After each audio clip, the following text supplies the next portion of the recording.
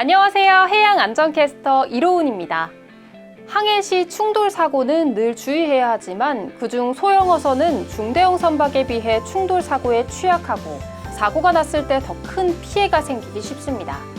이번 바다로에서는 최근 충돌 사고가 늘어나고 있는 소형어선의 피해 현황과 그 예방 방안에 대해 알려드립니다.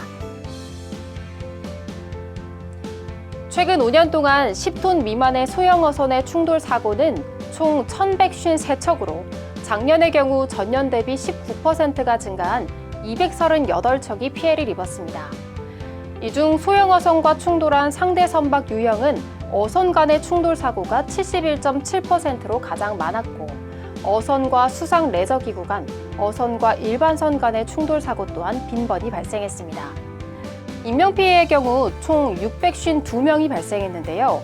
이 중 작년에 발생한 인명피해가 172명으로 전년에 비해 무려 약 2배가 증가한 것으로 나타났습니다.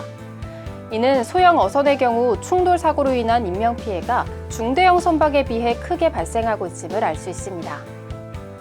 주요 사고 원인으로는 대부분 기본적인 항법을 숙지하지 못하거나 안전의식 미숙지로 발생한 사고로 나타났습니다. 소형 어선의 충돌 사고를 방지하려면 어떤 노력을 해야 할까요? 우선 안전운항의 필수 요소인 기초항법 8법칙을 준수해야 하는데요. 상대선을 추월하는 경우 충분히 멀어질 때까지 상대선 침로를 피하고 마주칠 때는 서로 우연으로 변침해서 피합니다. 횡단 시에는 침로와 속력을 유지하고 자신의 오른쪽에 상대 선박의 좌현이 보이면 우연으로 변침 혹은 속도를 줄입니다.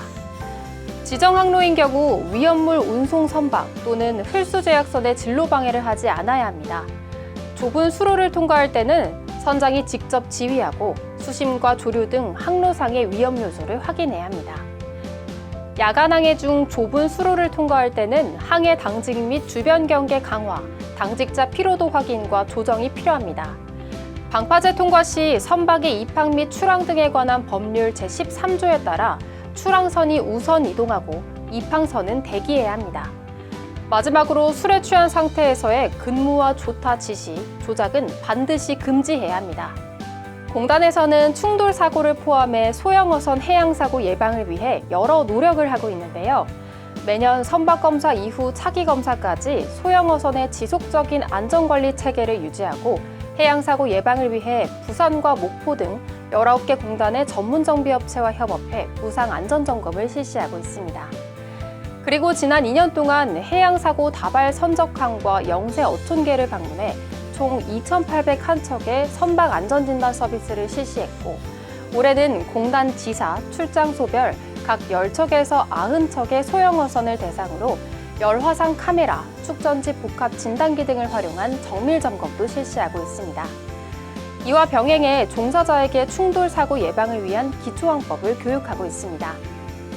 더불어 기관 손상사고 예방을 위해 엔진 자가점검표를 전국에 배포하고 MTS에도 게시해 자가점검표 접근성도 강화했습니다. 또한 주요 원인별 점검, 정비 방법을 포함한 교육용 영상 6종을 제작해 지역별 종사자 교육에 활용하고 있고 엔진 자가점검표와 기관정비 점검 영상은 수검 예정 선박 소유자를 대상으로 활용 독려에 힘쓰고 있습니다. 크기는 작지만 피해는 더 큰 소형어선 충돌 사고, 철저한 예방과 주의로 생명과 안전을 지켜나가야 합니다. 지금까지 바다로였습니다.